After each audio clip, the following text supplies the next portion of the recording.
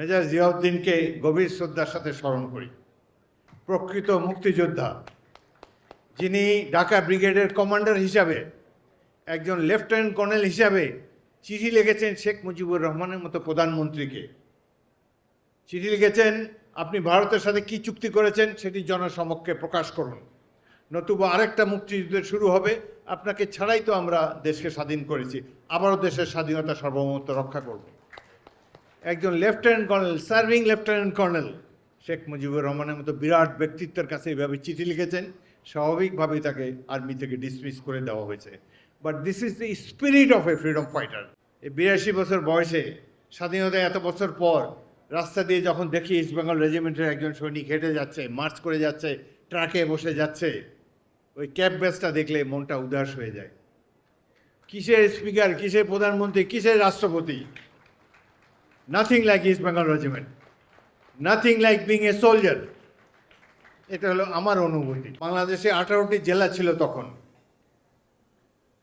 পাকিস্তানে ভারতীয়রা যুদ্ধে যোগদান করে 22শে নভেম্বর তারিখে। তারপর থেকে তাদের বড় আর্মি, তাদের গান আছে, এয়ারক্রাফট আছে, ট্যাঙ্ক আছে, সব কিছু নিয়েই তো তারা যুদ্ধে ডমিনেট করবে। তবু এই 18টি জেলার মধ্যে একটি মাত্র জেলা মুক্তিবাহিনী একক প্রচেষ্টায় দখল করেছে, সেটা হলো সিলেট জেলা শহর। দখল করেছে ইস্ট বেঙ্গল রেজিমেন্টের 1ম ব্যাটালিয়ন সিনিয়র টাইগার্স। আমি সেই এমসি কলেজের সেই যুদ্ধে আমার 2টি কোম্পানির নেতৃত্ব দিয়েছিলাম 15ই ডিসেম্বর তারিখে। সারাদিনব্যাপী যুদ্ধের পর আমার কোম্পানিরই 8 জন শহীদ হয়েছিল। আমি প্রথম 4 মাস এই ব্যাটালিয়নে কমান্ডিং অফিসার ছিলাম, কারণ আমি একমাত্র অফিসার ছিলাম। পরবর্তীকালে পাকিস্তান থেকে আমার সিনিয়র 2-3 জন অফিসার এসে সীমান্ত অতিক্রম করে যোগ দেন। বিখ্যাত লেফটেন্যান্ট কর্নেল জিয়াউদ্দিন, বীরুত্তম। তখন আমি কমান্ডিং অফিসারের দায়িত্ব হস্তান্তর করি প্রথমে মেজর মইনুল হোসেনের কাছে, তারপর তৎকালীন মেজর জিয়াউদ্দিনের কাছে। মেজর জিয়াউদ্দিনকে গভীর শ্রদ্ধার সাথে স্মরণ করি। প্রকৃত মুক্তিযোদ্ধা, যিনি ঢাকা ব্রিগেডের কমান্ডার হিসাবে, একজন লেফটেন্যান্ট কর্নেল হিসাবে চিঠি লিখেছেন শেখ মুজিবুর রহমানের মতো প্রধানমন্ত্রীকে। চিঠি লিখেছেন, আপনি ভারতের সাথে কি চুক্তি করেছেন সেটি জনসমক্ষে প্রকাশ করুন, নতুবা আরেকটা মুক্তিযুদ্ধ শুরু হবে। আপনাকে ছাড়াই তো আমরা দেশকে স্বাধীন করেছি, আবারও দেশের স্বাধীনতা সার্বভৌমত্ব রক্ষা করব।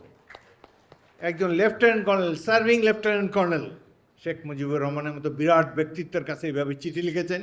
স্বাভাবিকভাবেই তাকে আর্মি থেকে ডিসমিস করে দেওয়া হয়েছে। But this is the spirit of A freedom fighter. স্বাধীনতার সার্বভৌমত্বের প্রশ্নে কোনো ধরনের আপোষ হবে না।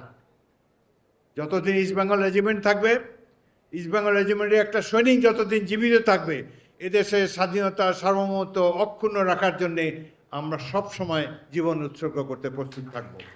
রেজিমেন্ট ছিল আমাদের সব কিছুই। সারা পৃথিবী একদিকে, ইস্ট বেঙ্গল রেজিমেন্ট একদিকে।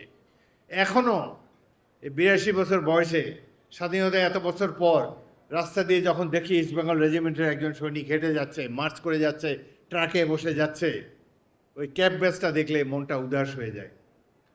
কিসের স্পিকার, কিসের প্রধানমন্ত্রী, কিসের রাষ্ট্রপতি? Nothing like east Bengal regiment, nothing like being a soldier. এটা হলো